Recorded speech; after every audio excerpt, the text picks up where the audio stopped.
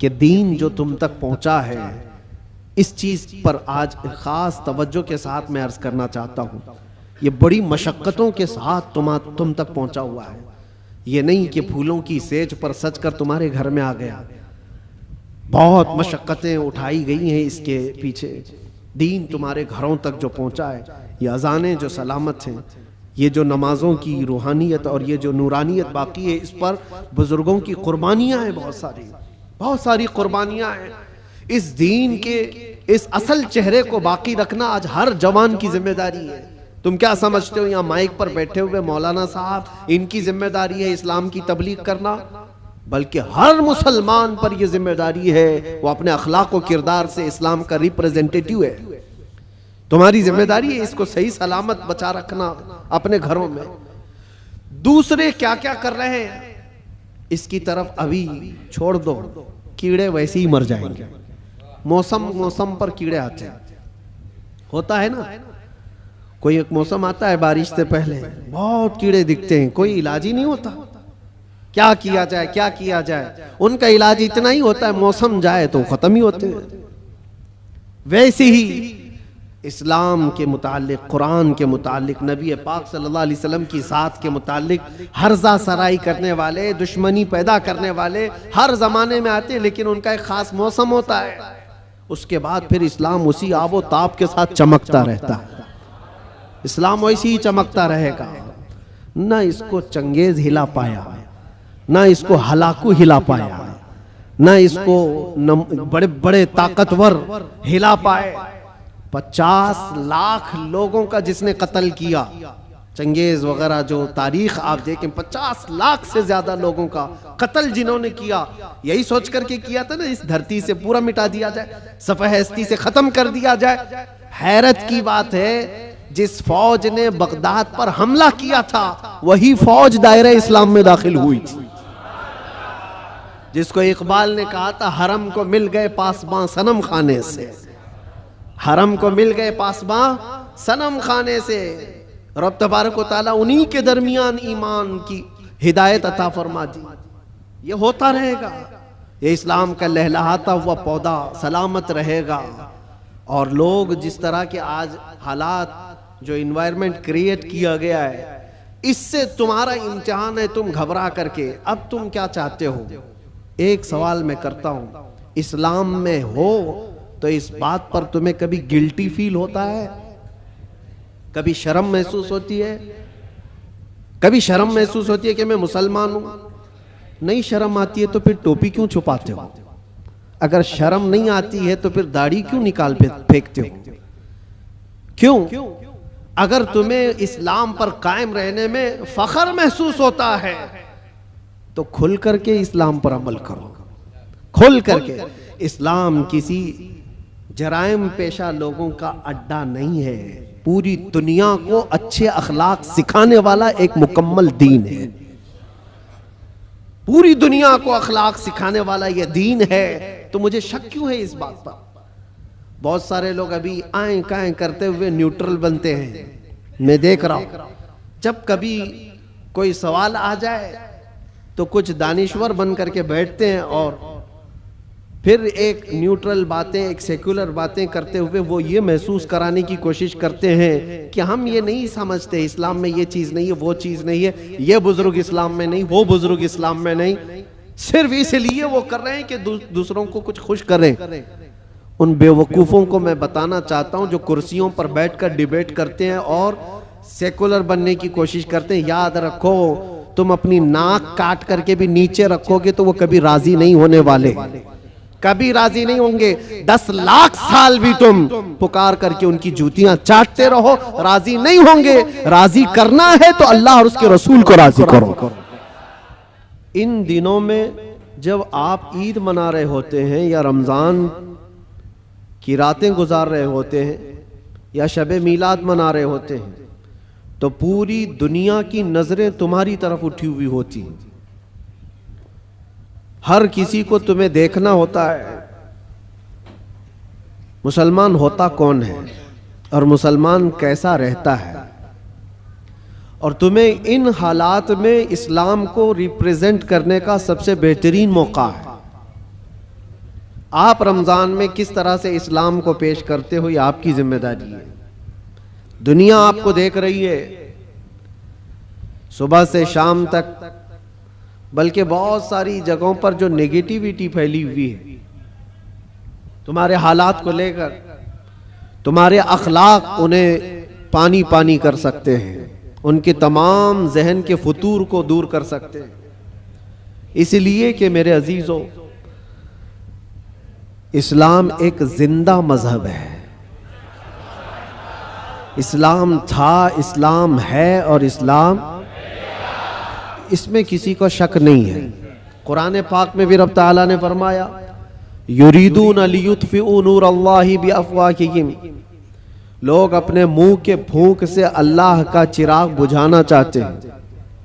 वयअबल्लाहु इल्ला अन युतिम्मा नूरह, और अल्लाह तबारक व तआला इस चीज को होने नहीं देगा, वो अपने नूर को मुकम्मल करके रहेगा। दूसरी आयत में रब ताला फरमाता है, वल्लाहु मुतिम्मु नूरिही वलौ करिहल काफिरून, अल्लाह ताला अपने इस नूर को, नूर किसको कहा गया है? इस्लाम भी नूर है, कुरान भी नूर है और हुजूर की ज़ात भी नूर है। और इस नूर को रब तबारक व तआला सुबह क़यामत तक कायम रखेगा। वलौ करिहल काफिरून, काफिरों को अगरचे ये बात अच्छी ना लगती हो, किसी को अच्छी लगे ना लगे, लेकिन रब ताला इसको जिंदा रखेगा। पूरी हिस्ट्री अगर आप उठाकर देखें तो इस्लाम पर कभी ऐसा वक्त नहीं आया कि पूरे सफ़े हस्ती से इस्लाम ख़त्म हो गया हो, पूरा का पूरा मिट गया हो और उसके बाद फिर दोबारा इसको जिंदा किया गया हो। ऐसा कभी नहीं हुआ। हाँ, करबला ज़रूर हुआ है, बद्र और हुनैन भी हुए हैं, उहद और खंदक भी हुए हैं, चंगेज और ततारियों ने कत्ले आम भी किया है, तारीख में खून बहुत किया गया है, लेकिन कभी ऐसी चीज नहीं बता सकते कि पूरा का पूरा इस्लाम धरती से मिटा दिया गया, खत्म कर दिया गया। इम्पॉसिबल है, होगा भी नहीं और अब भी नहीं होगा। तो फिर आप सबको डर कर जीने की जरूरत क्या है? जब अल्लाह ने कुरान में यह वादा फरमाया कि सुबह क़यामत तक इसको रोशन रखेगा, तो नहीं मरोगे मेरे अजीज। इक्का दुक्का जो कुर्बानियां होंगी वो करबला वालों के सदक़े कबूल कर ली जाएंगे। कुर्बानियां जो होंगी, जो आज पेश की जा रही हैं, लेकिन इस्लाम था और इस्लाम है, इस्लाम रहेगा। इसकी हक्कानियत की बुनियाद पर यह जिंदा रहेगा, मुसलमानों की टोपियों से नहीं। तुम्हारे चलत फिरत की वजह से इस्लाम जिंदा रहेगा ऐसी गारंटी नहीं है। इस्लाम हक मजहब है, वो अपनी हक्कानियत की बुनियाद पर जिंदा रहेगा। कुरान अल्लाह का कलाम है, उसकी हक्कानियत की बुनियाद पर वो जिंदा रहेगा। ये तो हमारा और तुम्हारा इम्तिहान है कि हम इस पर कितने अमल करते हैं, हम इस पर कितने कारबंद रहते हैं, हम इस पर कितना यकीन करते हैं। आपसे मैं ये पूछता हूं, क्या इस्लाम के लिए जितने सीरियस हो आप, जितनी मोहब्बत करते हो, दिलो जान से चाहते हो, तो क्या इस्लाम के लिए आप हकीकत में सीरियस हो, हकीकत में मोहब्बत करते हो? अगर हकीकत में मोहब्बत करते हो तो क्या इस्लाम को अपने घर में भी पसंद करते हो? आप तो बोलेंगे कि हाँ, इस्लाम को मैं घर में पसंद करता हूं। अपनी जात पे इस्लाम को पसंद करते हो?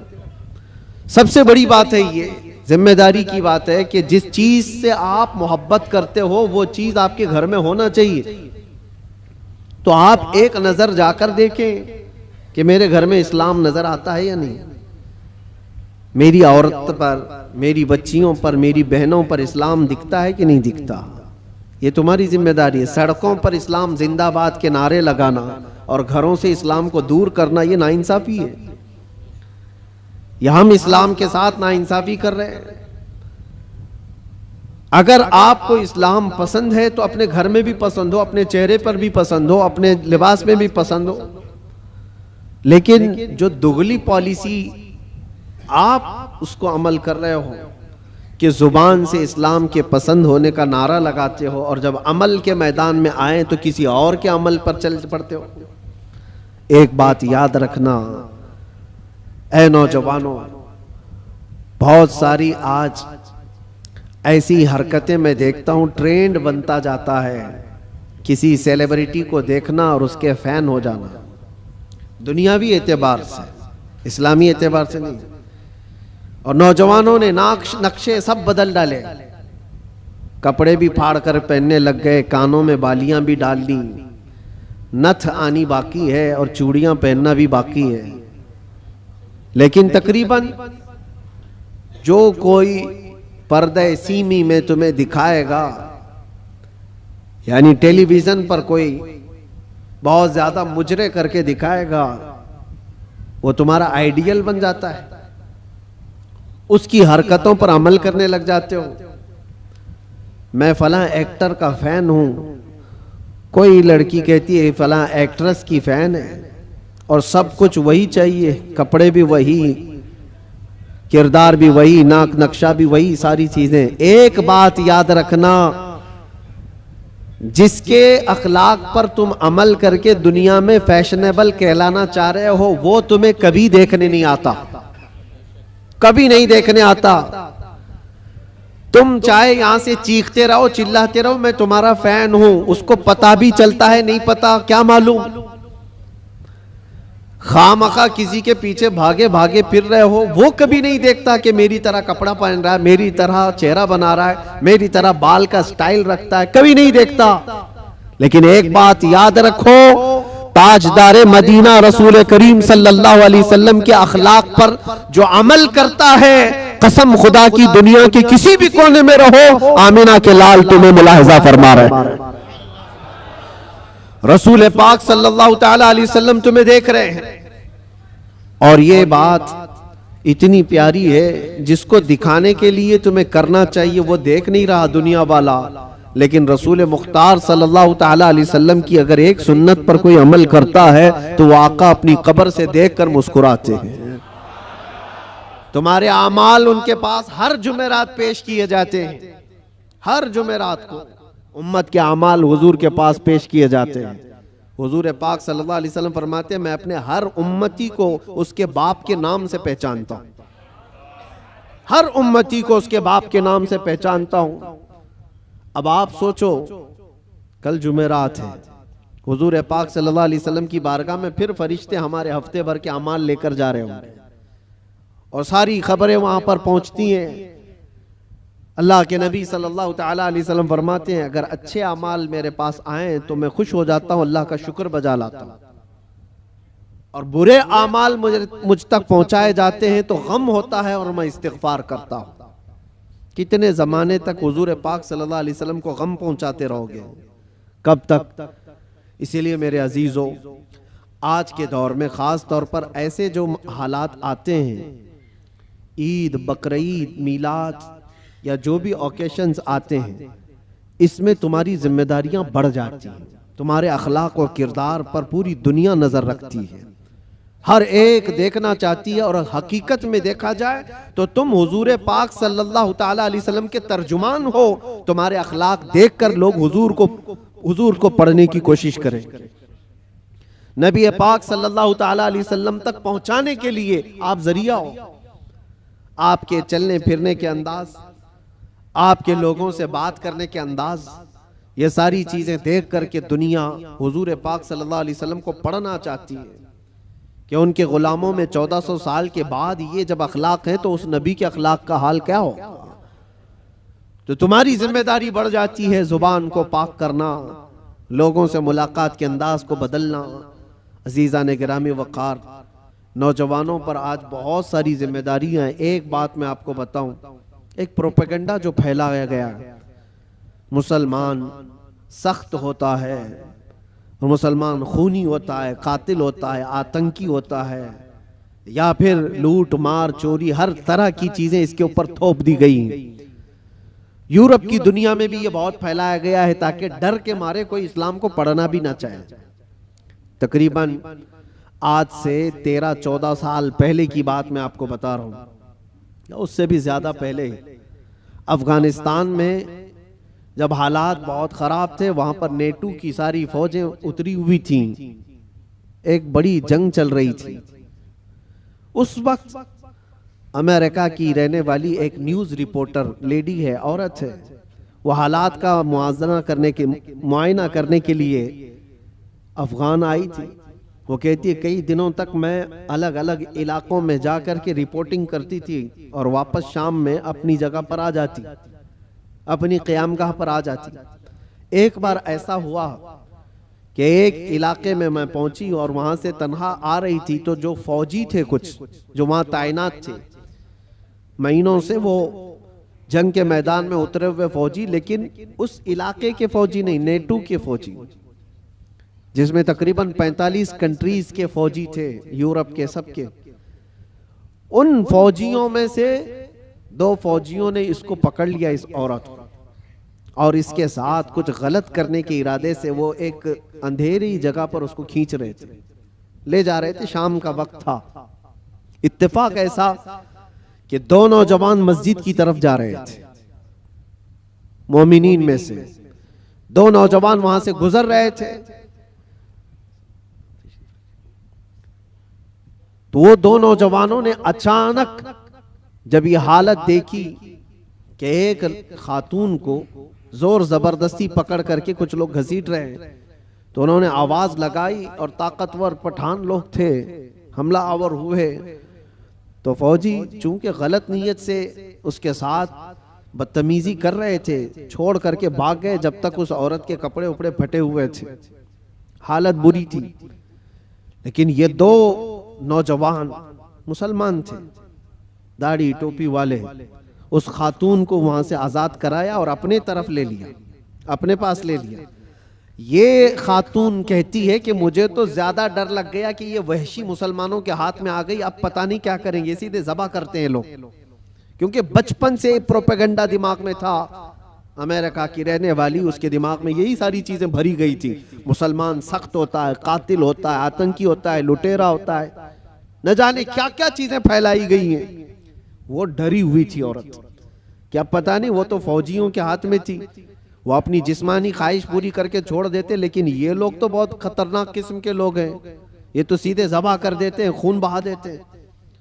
डरी सहमी हुई उन 2 नौजवानों के हाथ में तो आ गई, लेकिन वो 2 नौजवान लेकर गए, एक कमरे में इस खातून को बंद कर दिया और ताला लगा दिया, बंद कर दिया।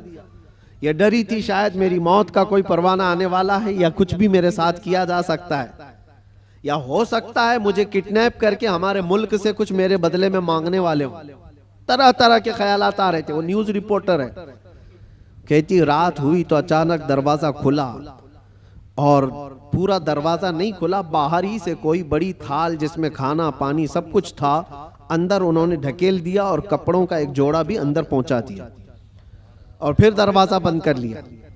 मुझे जो जरूरत थी वो खाने पीने की थी, कपड़े बदलने की थी, कपड़े फटे हुए थे, मैंने कपड़े भी तब्दील कर लिए, खाना पानी भी हो गया।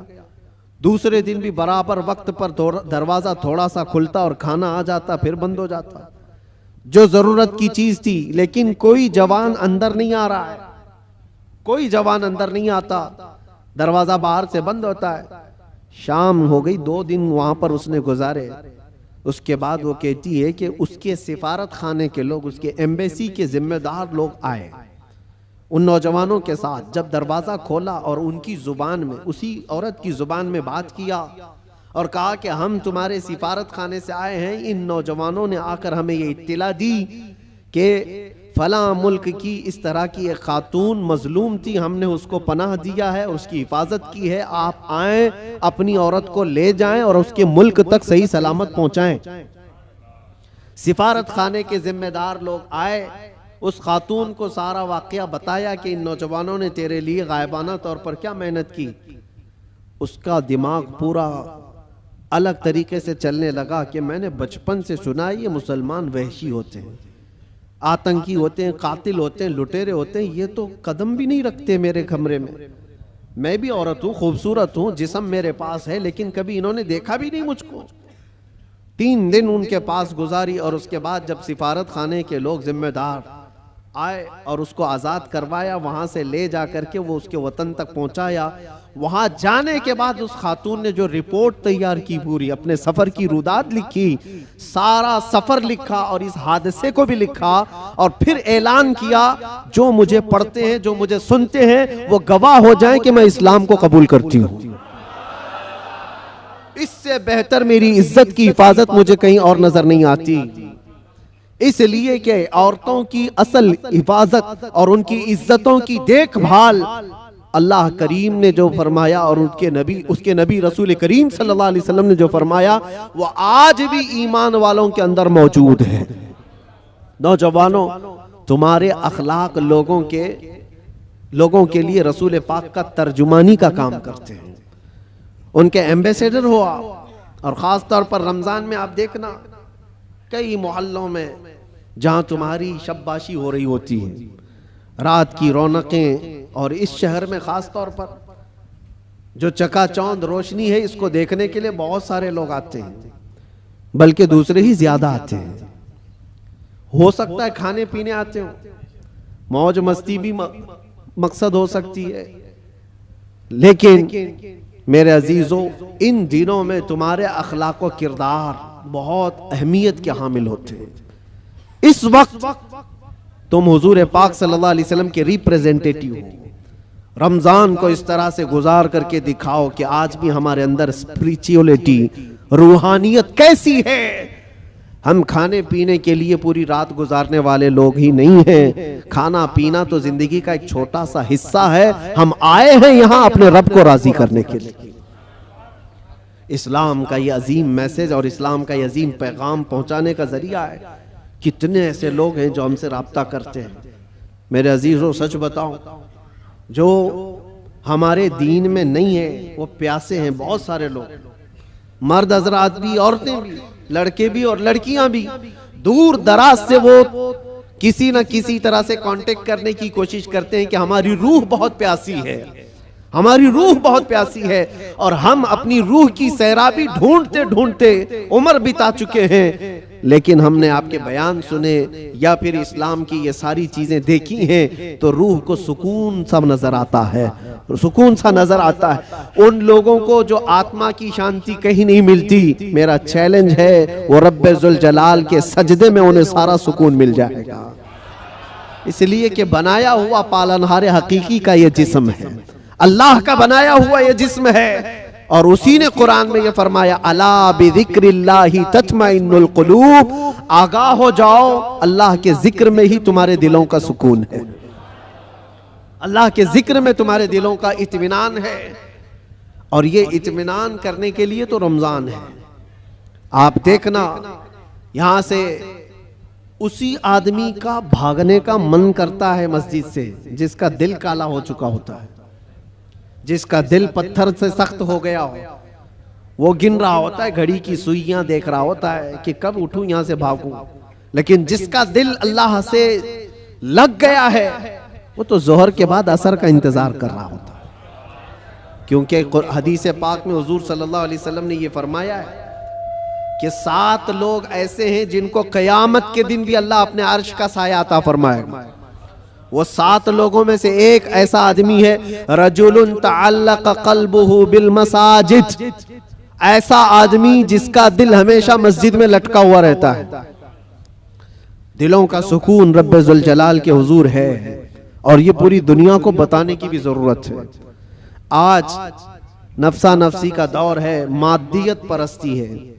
लोग आज चाहे वो जितने भी चमत्कार देख करके भागें, लेकिन मेरा एक यकीन है मेरे अजीजों, रूह का सुकून उन्हें कहीं नहीं मिलता। पैसे भी बर्बाद किए हुए बहुत सारे लोग हैं, दौलत को बेहिसाब खर्च करके अपना आराम ढूंढने वालों को भी मैं जानता हूं, लेकिन फिर भी उनको वो रूहानी सुकून नहीं मिलता। क्योंकि हमें यकीन है कि ये पूरी जो बॉडी है, ये पूरा जो जिस्म है, किसी और ने नहीं बनाया, अल्लाह रब्बुल इज्जत ने बनाया, और वही बेहतर जानता है। और उसी की तरफ से अगर कल्ब को सुकून मिला तो मिल सकता है, बाकी कोई ताकत तुम्हें सुकून नहीं दे सकती, कोई ताकत नहीं। कोरिया का एक शख्स बहुत मालदार बल्कि मैं आपको बताऊं, मुल्क का ऐसा मालदार जो मुल्क की हुकूमतें बदल देता। मैं पूरे नाम के साथ तफसील में नहीं जा रहा हूं, लेकिन वो एक बहुत बड़ी मोबाइल कंपनी का मालिक, पूरी दुनिया को मोबाइल पहुंचाया, सारी चीजें किया, लेकिन उसका आखिरी वक्त आप अगर मुताला करोगे तो बेचारा ऐसा बिस्तर पर आ गया कि एक रोटी उसके हलक में नहीं जा पाती थी। उसका बेटा उसकी जगह लिया, लेकिन डॉक्टर्स की जो फीस बताई जाती है ना, जो खर्चा होता है, वो एक एक डॉक्टर को पर डे वो लोग 1 करोड़ रुपए खर्च करने को तैयार थे कि कोई इसको बिस्तर से उठाए बिठाए। माल की कोई कमी नहीं, समंदर जैसा उनके पास पैसा, उनका हिसाब ना हो, बेहिसाब। लेकिन एक शख्स को बिस्तर से उठाने के लिए वो सारी दौलत खर्चा करने को तैयार है। लेकिन कोई डॉक्टर 4 साल तक उस बंदे को उठा नहीं सका। वो कोमा की हालत में रहा। जिस हालत में रहा, 4 साल के बाद करोड़ों की फीस लेकर डॉक्टरों ने हाथ उठा दिया और कहा यह हमारे बस का काम नहीं है, खत्म हो चुका है। यहां याद रखो ऐ नौजवानों, दुनिया में कोई ताकत न तुम्हें खड़ा कर सकती है न बिठा सकती है। कुरान में रब ताला फरमाता है व इन यमसस्कल्लाहु बिदुर्रिन फला काशिफ लहू इल्ला हू व इन यमसस्क बिखैरिन फला राद्द लिफज़लिही युसीबु बिही मन यशाउ मिन इबादिही। यह आयत अक्सर हम जेल में भी पढ़ा करते थे। अल्लाह ताला कुरान में फरमाता है अगर अल्लाह रब्बुल इज्जत किसी को कोई मुसीबत दे दे, पूरी दुनिया मिलकर के वो मुसीबत हटा नहीं सकती। और अल्लाह किसी को नवाज दे तो पूरी दुनिया मिलकर के भी उस नवाजिश को रोक नहीं सकती, नहीं रोक सकती। और ये सारा इत्मीनान कल्ब उसी बारगाह में मौजूद है, उसी रब्बुल आलमीन की बारगाह में मौजूद है। आज तुम्हें वापस बुलाने के लिए ये मस्जिदें पुकार रही हैं। ख़ास तौर पर रमज़ान में माहौल वैसी बन जाता है। अल्लाह ताला बंदों से इतना प्यार करता है। देखें, तुम्हारी सहूलत के लिए चांद दिखते ही शैतानों को कैद कर लिया गया कि कोई ना आए इन बंदों को बहकाने के लिए। सिर्फ शयातीन का ही नहीं, शयातीन का ही नहीं, हदीस पाक में मिलता है जो सरकश जिन्नात हैं उनको भी कैद किया जाता है। वो भी जबरदस्ती किसी पर चढ़ाई करके जो परेशान करते हैं। हिंदुस्तान में ज्यादा करते हैं लगता है, क्योंकि ये जो आसेब आते हैं, क्योंकि बाबा यहाँ ज्यादा है तो जिन्नात भी यहाँ ज्यादा है, क्योंकि हर गली में किसी बाबा की दुकान है। और जिन्नात भी यही सोच करके ही आते होंगे कि इनका धंधा चलने लगे यहीं से। बाकी मुल्कों में तो बहुत कम नजर आते हैं। दूसरे मुल्कों का भी हमने सफर किया है, वहां आसेब ज़दा लोग, जिन्नात जिनके ऊपर आकर के परेशान करते हैं, ऐसे पेशेंट, ऐसे मरीज बहुत कम दिखते हैं। वो मुझे अभी तक पता नहीं वजह क्या है कि जिन्नात हिंदुस्तान में ज्यादा क्यों है, जो लोगों के ऊपर चढ़ते हैं, सवार होते हैं। खैर, और अगर कोई रमजान में भी ये आसेबी मामलात का शिकार हो करके या बीमार ज़्यादा लगता है, तो मुझे नहीं लगता कि हकीकत में उस पर कोई जिन्नात है। ये तो हदीस पाक में है कि जो सरकश जिन्नात हैं, चांद दिखते ही रमजान के उनको कैद कर लिया जाता है। फिर क्या चीज है तुम्हारे पास जो तुम्हें बहका कर ले जाए? शयातीन नहीं है, जिन्नात नहीं है, माहौल रब ताला ने साजगार करके दिया है तुम्हें। तुम रातें इसके क़याम करो, इसके दिन में रोजे रखो। और फिर इतना ही नहीं, बल्कि ड्यूटी लगा दी गई हो कि रोजा रखना है, नमाज पढ़ना है, उस पर अजर का इतना बड़ा वादा किया गया, इतना बड़ा वादा किया गया। हदीस पाक में मिलता है मन कामा फी रमज़ान ईमानन व एहतिसाबन गुफिर लहू मा तक़द्दम मिन ज़ंबि औ कमा क़ाल रसूलुल्लाह सल्लल्लाहु अलैहि वसल्लम। जिसने रमजान की रात को क़याम किया ईमान के साथ, पीछे जो कुछ भी किया था सब अल्लाह माफ फरमाएगा। जो कुछ भी किया हो सब माफ कर दिया जाएगा। इसमें यह नहीं कहा गया है कि छोटा बड़ा अलग अलग, बल्कि जो कुछ भी उससे हुआ है अब तक अल्लाह माफ फरमाएगा। इतने बड़े अजर का वादा है। रमजान तुम्हें पाक करने के लिए आया, रमजानुल मुबारक का तुम्हें रब ताला के करीब करने के लिए आया।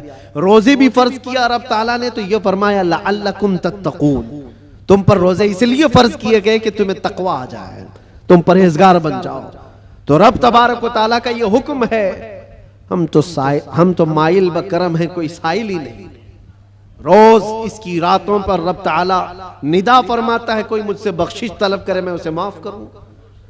लेकिन लोग कहां पर हैं? बहुत सारे हालात ऐसे बिगड़े हुए हैं कि तुम्हारी रातें बख्शिश तलब करने की थी, तुम कैरम बोर्ड पे बैठे हुए हो, रात भर बकरे लड़ा रहे हो, मुर्गे लड़ा रहे हो, चेस खेल रहे हो, क्रिकेट के फुटबॉल के ग्राउंड सजाए जाते हैं। ये रमजान इसके लिए आता है। अफसोस है, मैं तो कहता हूं उन लोगों पर तुफ है, लानत है। रमजान को भी इंटरटेनमेंट का जरिया बना दिया। लोग तो हमारे बुजुर्गों में पहले ये होता था, बुजुर्गों की का मतलब औलिया कामिलीन की बात नहीं कर रहा हूं, घर के बड़ों का भी हाल था। अब तक बहुत सारे घरों में रमजान के आते ही टीवी पर पूरा पर्दा डाल देते थे, चादर उड़ा देते थे। बहुत सारी चीजें, रमजान आ गया है घर की सफाई हो जाती थी, रमजान आ गया है कोई ऐसी चीजें ना रखी जाए घर के अंदर, बहुत सारे एहतमाम होता था। और तुम्हें पता है इसके एहतराम पर अल्लाह तबारक व तआला जन्नत अता फरमाता है। रोजा नहीं रखने वाले भी दिन में किसी के सामने खाते पीते नहीं थे, एहतराम की वजह से। रोजेदार को कोई हाथ नहीं लगाता था, मारता नहीं था। ये बुजुर्गों की तालीमात होती थी कि ना हाथ नहीं लगाना, मारना नहीं, रोजादार है। ये सारा एहतराम कहां चला गया? उसकी वजह यह है मेरे अजीजों कि तुम अगर इस रमजान को भी बेएहतरामी में गुजारोगे तो ये रमजान कल क़यामत के दिन तुम्हारे खिलाफ मुकद्दमा करेगा अल्लाह की बारगाह में कि अल्लाह मैं इसके घर गया था मगर इसने मेरी तौहीन की है, मेरी इसने बेहुरमती की है। और हुजूर पाक सल्लल्लाहु अलैहि वसल्लम फरमाते हैं क़यामत के दिन जिसके खिलाफ रमजान खड़ा हो गया उसको दोज़ख में जाना जरूरी हो जाएगा। रमजान अगर किसी के खिलाफ खड़ा हो गया तो अपने खिलाफ रमजान को खड़े होने ना दो, अपनी हिमायत में खड़े होने दो। कल रमजान आए क़यामत के दिन और तुम्हारी सिफारिश करे कि मौला ये मेरी रातों को जागता था, ये मेरे दिन को तिलावत कुरान करता था, रोजे रखता था, गुरबा और मसाकीन में खैरात करता था, तुम्हारी नेकियों की गवाही खुद रमजान देगा। और हुजूर ने यह भी फरमाया कि जिसके हक में कुरान और रमजान सिफारिश कर दे उसका जन्नत में जाना वाजिब है। अजीज़ान गिरामी वक़ार, बस मैं खुलासा कलाम सिर्फ इतना अर्ज करना चाहूँगा कि दीन जो तुम तक पहुँचा है इस चीज़ पर आज ख़ास तवज्जो के साथ मैं अर्ज करना चाहता हूँ। ये बड़ी मशक्क़तों के साथ तुम तक पहुँचा हुआ है। ये नहीं कि फूलों की सेज पर सज कर तुम्हारे घर में आ गया। बहुत मशक्क़तें उठाई गई हैं इसके पीछे।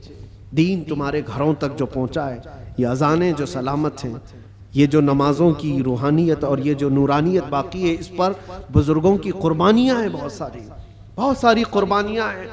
इस दीन के इस असल चेहरे को बाकी रखना आज हर जवान की जिम्मेदारी है। तुम क्या समझते हो यहाँ माइक पर बैठे हुए मौलाना साहब इनकी जिम्मेदारी है इस्लाम की तबलीग करना? बल्कि हर मुसलमान पर यह जिम्मेदारी है, वो अपने अखलाक व किरदार से इस्लाम का रिप्रेजेंटेटिव है। तुम्हारी जिम्मेदारी है इसको सही सलामत बचा रखना अपने घरों में।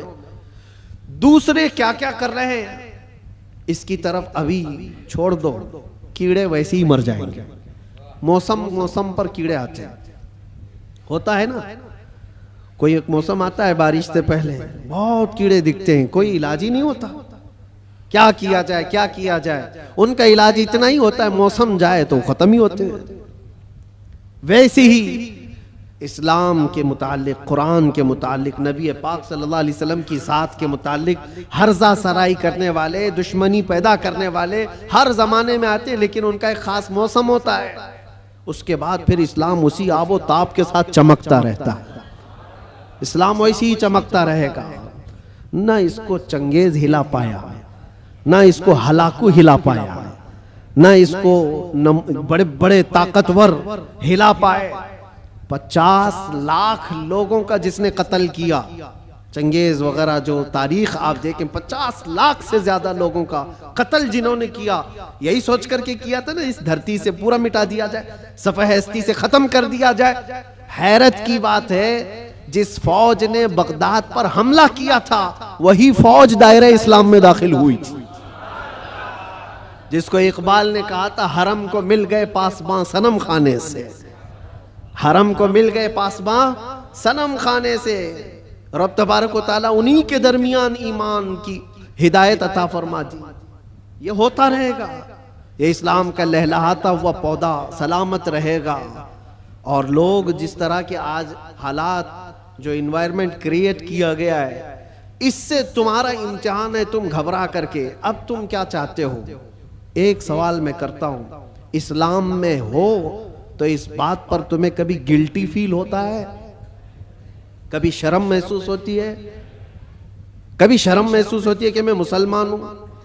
नहीं शर्म आती है तो फिर टोपी क्यों छुपाते हो?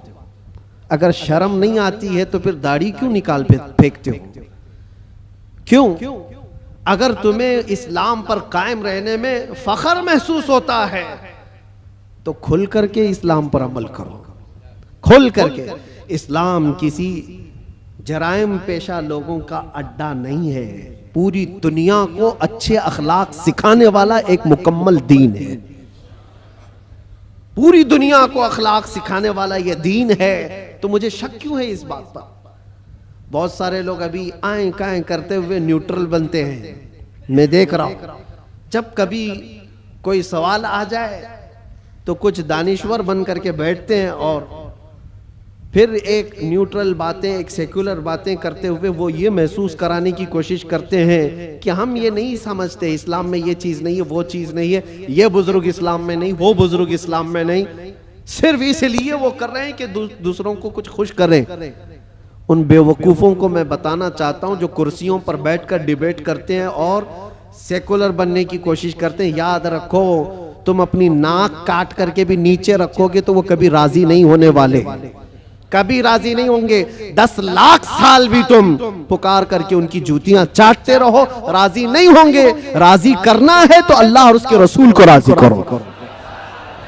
हम जिसके लिए दुनिया में आए हैं, हम जिसके लिए दुनिया में आए हैं, हमें अल्लाह तबारक व तआला ने हुक्म क्या फरमाया? वमा उमिरू इल्ला लियअबुदुल्लाह मुखलिसीन लहुद्दीन। लोगों को यह हुक्म नहीं दिया गया मगर सिर्फ इतना कि इबादत करें तो सिर्फ अल्लाह की रजा के लिए, लोगों को दिखाने के लिए नहीं। वो कभी दुनिया राजी नहीं होगी यार, एक बात याद रखिए, कभी राजी नहीं होगी।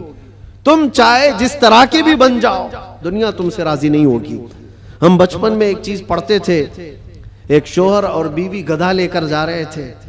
शोहर अपनी बीवी को बिठाया गधे पर और लेकर चल रहा था। बेचारा लेडीज फर्स्ट वाले फार्मूले पर अमल कर रहा था कि पहले औरतों को होना चाहिए, लेकिन मोहल्ला छोड़ने वाला थोड़ी ना है। कट्टे पे बैठे हुए सब कमेंट पास करने लगे, जोरू का गुलाम जा रहा है, बीवी का गुलाम जा रहा है। एक हकीकत चीज है। और ये सुन करके उसको बहुत बुरा लगा और उसकी औरत को उतार दिया, तू उतर जा, मैं बैठूंगा। वो बैठ गया, औरत उसका रस्सी पकड़ करके चलने लगी। आगे गया था, दूसरे मोहल्ले वालों ने पुकार कर कहा, जालिम आदमी औरत को चला रहा है, खुद बैठा हुआ है। उसके बाद उसने कहा कि रहने दो, दोनों बैठ जाते हैं। दोनों बैठ गए तो तीसरा एक मोहल्ला आया और कहा, कितने जालिम है, एक सवारी है, दो बैठे हुए हैं। वो बेचारा गधा झुका जा रहा है, उस पर रहम नहीं करते लोग। कहा कि दोनों उतर जाते, खाली लेके चलते। चौथे मोहल्ले वालों ने कहा, पागल लोग हैं, सवारी है फिर भी चल के जा रहे हैं, करे तो क्या करे आदमी। एक बैठे तो लोगों को तकलीफ, दो बैठे तो लोगों को तकलीफ, ना बैठो तो तकलीफ। ये कोई एक लतीफा नहीं, दुनिया का मिजाज यही है। तुम टोपी पहनो तो तकलीफ, दाढ़ी रखो तो तकलीफ, सब निकाल कर नंगे फिरो तो भी तकलीफ। दुनिया कभी तुमसे राजी नहीं होती। हाँ, एक फार्मूला याद रखो, जैसे हो तैसे हो, फटे पुराने कपड़े ही क्यों ना हो, एक सजदा करो मौला राजी हो जाता है। एक सजदा करो मौला राजी हो जाता है। इसी को इकबाल ने कहा था, वो एक सजदा जिसे तू गिरा समझता है, 1000 सजदों से देता है आदमी को नजात। जगह जगह झुकने से तो बेहतर है, लोगों को राजी करने से तो बेहतर है कि मौला को राजी करूं। इसलिए कि कुरान में क्या पढ़ा है आपने, इन्ना लिल्लाहि व इन्ना इलैहि, जिसका तर्जुमा क्या होता है, हम अल्लाह के लिए हैं और अल्लाह ही की तरफ लौटने वाले। हर मरने वाले के देख करके पढ़ते हैं कि नहीं पढ़ते?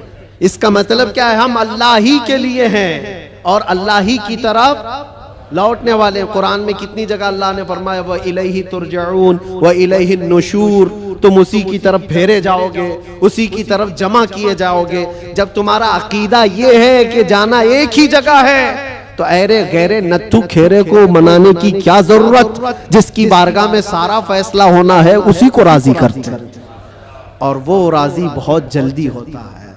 दुनिया जल्दी राजी नहीं होती।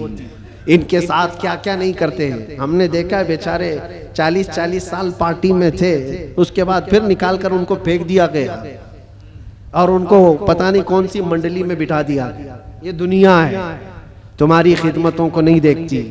एक दिन अगर तुमसे कोई बुराई हुई तो पिछले 40 सालों पर पानी डाल दिया जाता है। और वो रहमान है, वो रहमान है, जिसकी एक मिसाल मैं आपको बताऊं। मसनवी शरीफ में मौलाना रोम फरमाते हैं, जन्नतुल बकी में एक 80 साल का बूढ़ा रो रहा था। कौन था ये? बांसुरी बजाता था, लोगों को अपनी सुरीली आवाज से बजा बजा करके धुन में मस्त करता था। इस पर लोग उसको पैसे देते थे। जिंदगी पूरी गुजरी इसी में, ये बजाने में। और जब बांसुरी बजाता था तो बेहतरीन लय थी उसके पास, बेहतरीन तर्ज थी, और उस पर लोग वाह वाह करते थे, पैसे देते थे। लेकिन कब तक बजाएगा? जब बूढ़ा हुआ तो सांस फूलने लगी, अब वो लय टूट जाती थी, भद्दी लगने लगी। लोग तो सुनते भी नहीं थे, उल्टी सीधी बातें करते थे कि बूढ़ा हो गया, अभी ये बजाता है, इससे तो होता भी नहीं है। लेकिन बेचारे के पास उसके अलावा कोई फन था भी नहीं। करता तो क्या करता, उसकी कमाई का एक ही जरिया था ये बांसुरी बजाना, और इसको बजा करके लोगों को खुश करता था। लेकिन जब उसने देखा कि अब दुनिया एक फूटी कोड़ी भी देने को तैयार नहीं, फाके पे फाके आ गए, मरने की हालत आ गई, 80 साल की उम्र है। ये जमाना हजरत उमर फारूक का है। उस वक्त ये बूढ़ा जन्नतुल बकी कब्रिस्तान मदीने तैयबा का आया और उस बांसुरी को अपने घुटने से तोड़ डाला, तोड़ दिया और कहा फेंक दिया। कहा ऐ खालिके कायनात, तूने मुझे पैदा किया, लेकिन अगर मेरे हिस्से में रिस्क नहीं है तो मुझे मौत दे, मैं कब्रिस्तान में खड़ा हूं। मैं अब किसी और पर बोझ ना बनूं, मैं यहीं मरूं और यहीं सो जाऊं, मुझे माफ कर दे मौला। वो रोता रहा। जब हालात का मारा हुआ आदमी मौला की बारगाह में रोता है ना, तो उसका दिल भर आता है। हालात का मारा हुआ जब रोता है तो उसके रोने की आवाजें आसमानों को चीर देती। तुम्हें अंदाजा नहीं, यूं ही रोने वाला अलग है, लेकिन हालात से मारा हुआ, दिल का टूटा हुआ जब रोता है तो उसकी आवाजें 7वें आसमान के ऊपर जाती हैं। रोया, बेइंतहा रोया और गिर करके वहीं सो गया। न खाना है न पानी है, कई दिनों का भूखा है। अल्लाह अकबर। ये जमाना है हजरत उमर फारूक रदी अल्लाह ताला अन्हु मस्जिद नबवी शरीफ में है, और वो पढ़ते पढ़ते हजरत उमर को ऊँग आई, और जैसे ही उनको ऊँग आई ख्वाब में रसूल पाक तशरीफ लाए। फरमाया उमर जल्दी उठो, अपने घर से खाना पानी लो और जन्नतुल बकी में अल्लाह का एक मेहमान खड़ा है, उसे खिलाओ। हजरत उमर गए, कुछ नहीं देखा, कौन है क्या है पता नहीं है, कौन है मालूम नहीं। हुक्म हुआ, घर गया, घर गए और तोशादान लिया, जो खाने पीने की चीजें मैसर थी सब लेकर के फौरन जन्नतुल बकी आए। देखा कि कौन है यहाँ पर, इतनी रात गए, कौन बंदा होगा। तलाश करते करते दरमियान में पहुंचे तो एक बूढ़े को वहां पर गश खाए हुए पड़ा हुआ देखा, उसको उठाया।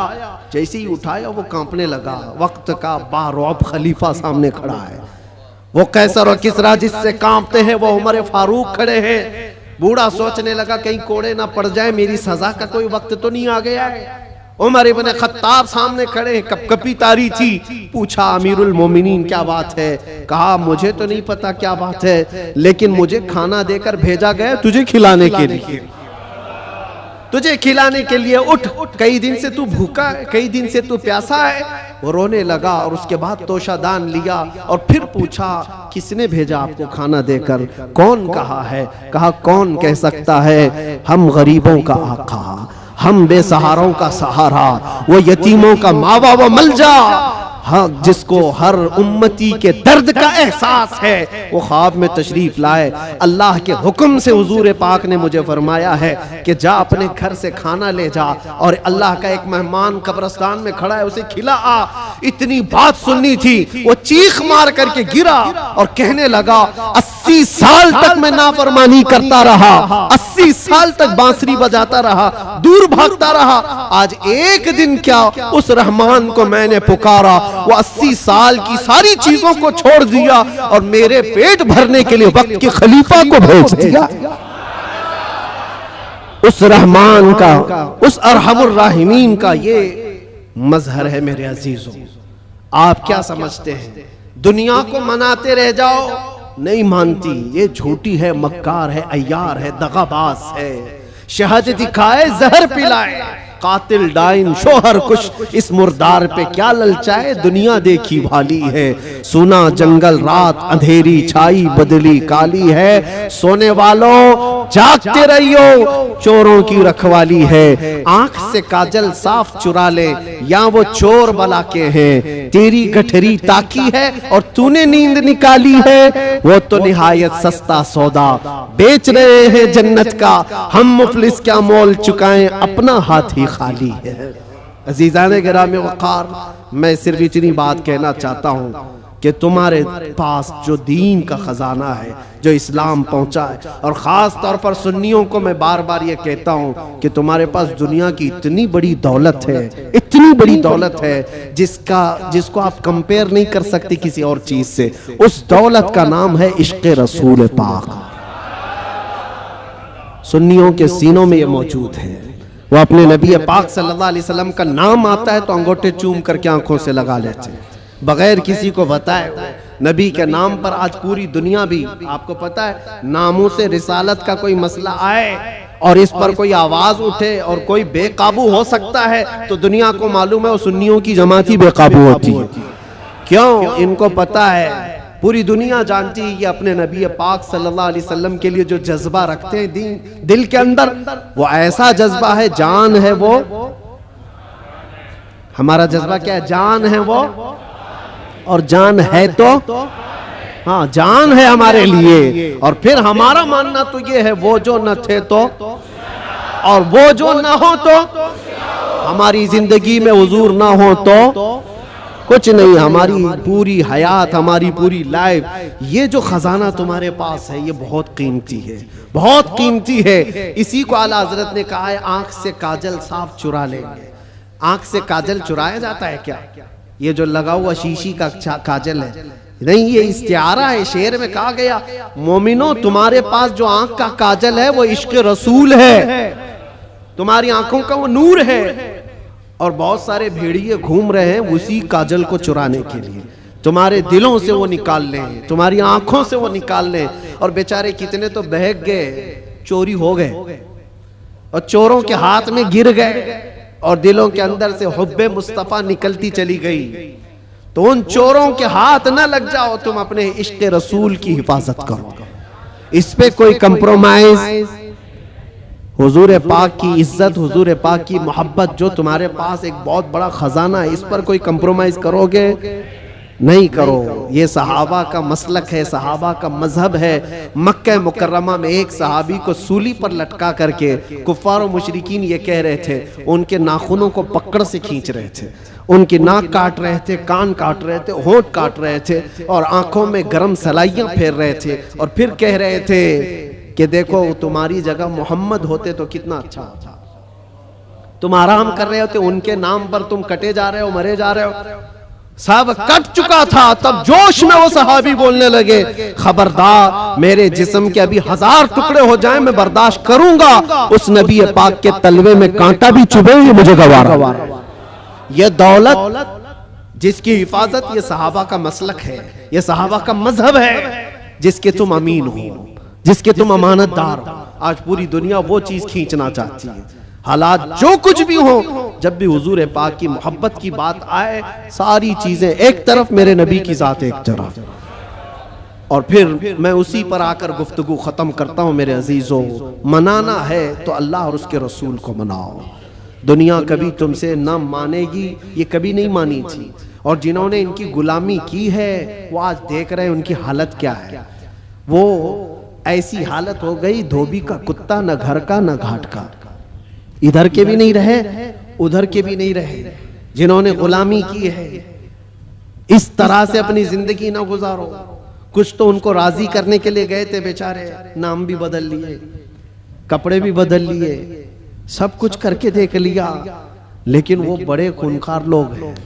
वो दूसरी कास्ट को बर्दाश्त नहीं करते, तुझे कहां से बर्दाश्त करें। लात मार के भगाया। कई जगहों पर ये हालात तारीख में पढ़ते आओ। इसलिए राजी करना हो तो अल्लाह और उसके रसूल को राजी करो। और वो अभी मैंने वाकया बताया है, कितनी जल्दी मौला राजी होता है, कितनी जल्दी मौला राजी होता है। यहाँ तक कि एक हदीस और सुन लो, हुजूर पाक सल्लल्लाहु अलैहि वसल्लम महवे ख्वाब थे, आंखें बंद थी, और उसके बाद अचानक मुस्कुराने लगे, और इतनी जोर से कि आपके दंदाने मुबारक नजर आए। सहाबा ने पूछा, या रसूल अल्लाह सल्लल्लाहु अलैहि वसल्लम क्या बात है? तो हुजूर ने फरमाया, अल्लाह करीम एक मिसाल में मुझे बयान फरमा रहा है। क्या चीज है? हुजूर फरमाते, मैं तुमसे पूछता हूँ, सहरा में कोई आदमी अपनी ऊँटनी लेकर साजो सामान के साथ जा रहा हो, सहरा डेजर्ट में, और डेजर्ट का हाल ऐसा होता है कोई रास्ता ही नहीं मिलता, अगर भटक गया तो मौत भी हो जाती है, जिसको मौजे सुराब कहते हैं।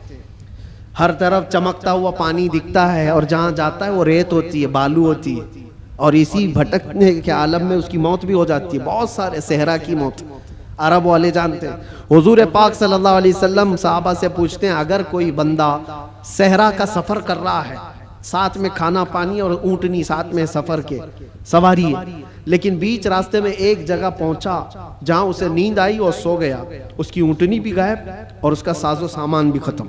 जब उठा तो परेशान। अब ये अरब के लोग बेहतर जानते हैं, सहरा में किसी के खाना पानी खत्म हो जाए, सवारी चली जाए तो उसका क्या हाल।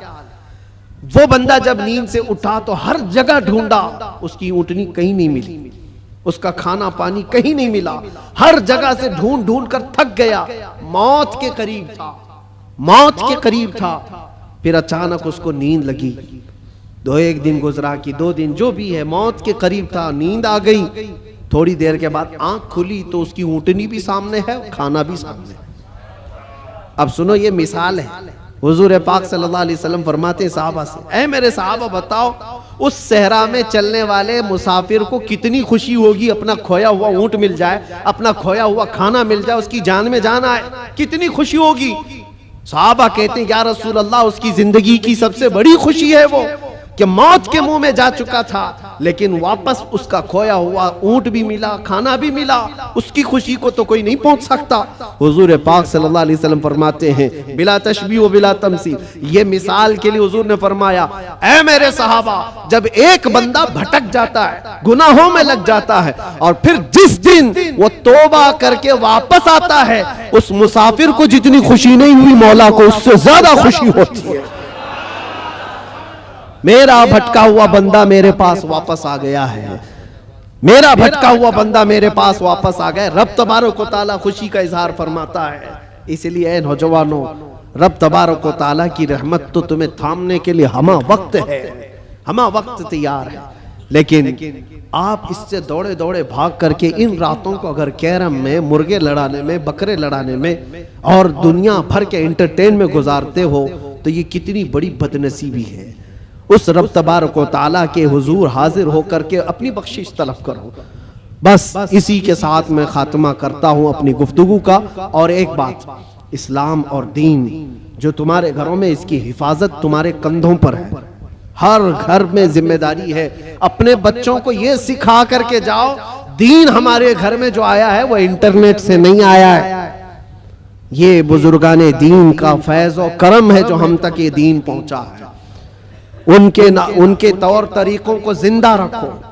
ये जो हमारी मस्जिदों में गाहे बगाहे ये प्रोग्राम है, रात के रमजानुल मुबारक की ताक़रातें, शब मीलाद, जो भी है, ये दीन का चेहरा बाकी रखने की कोशिश की गई है, इसको जिंदा रखना हमेशा। इसलिए कि इंटरनेट पर भी बहुत सारे चोर आए हुए हैं, नए नए चीजें ला करके तुम्हारे ईमान को लेना चाहते हैं। आंख से काजल साफ चुरा लेंगे, और ऐसे बहुत आए, हदीस नंबर ये, हदीस नंबर ये, हदीस नंबर ये, आयत नंबर ये, आयत नंबर ये, आयत नंबर ये। सामने नौजवान को ऐसा लगता है क्या रेफरेंस देता है, कितना दिमाग है इसका। उससे ज्यादा दिमाग तो वो मेडिकल स्टोर पे खड़ा हुआ बंदा है, जिसको हर दवाई पता है कहाँ रहती है, चिट्ठी देखा सीधे जाके लाके देती, उसका काम है, वो उसमें माहिर है। इस तरह से अगर किसी को सिर्फ और सिर्फ ये देख रहे हो कि सिर्फ रेफरेंस देता है, नंबर बोलता है, तो इसका मतलब ये नहीं है कि वो पूरे दीन का रिप्रेजेंटेटिव है। जरूरी नहीं, तुम तक जो दीन पहुंचा है, मैं यार ये देखना कि अगर गौसो ख्वाजा की मोहब्बत सलामत है, अगर सहाबा व ताबईन की मोहब्बत सलामत है, तो ये दीन का सही रास्ता है। इसलिए कि रब तबारक व तआला ने भी यही फरमाया है, दुआ यही करो उस रास्ते पर अल्लाह हमें चला जिस पर चलने वालों पर तूने इनाम नाजिल फरमाया। इनाम किस पर नाजिल हुआ है? सिद्दीक अकबर पर हुआ है, फारूक आजम पर हुआ है, उस्मान गनी पर हुआ है, हैदर कर्रार पर हुआ है, हसनैन के रास्ते पर चलने वाले पर इनाम नाजिल हुआ है, वो सहाबा ताबईन औलिया कामिलीन के रास्ते पर चलने वालों पर इनाम नाजिल हुआ है। उसी रास्ते का नाम गौस का रास्ता है, उसी रास्ते का नाम गरीब नवाज का रास्ता है, उसी रास्ते का नाम मसलक आला हजरत है। इससे इधर उधर आए बाएं ना करना। अल्लाह सलामत रखे दीन पाक को और इश्क़ रसूल को अपने घर में महफूज रखना है, तो इस रास्ते की हिफाजत करो, इस रास्ते की हिफाजत करो, इस चेहरे की हिफाजत करो। अल्लाह करीम कहने सुनने से ज्यादा हमें अमल की तौफीक अता फरमाए। जिंदगी ये नहीं किसी की किसी के लिए, जिंदगी है नबी की, ना समझ मरते हैं जिंदगी के लिए, जीना मरना है सब कुछ। लब्बैक या रसूल अल्लाह, लब्बैक या रसूल अल्लाह, लब्बैक या रसूल अल्लाह।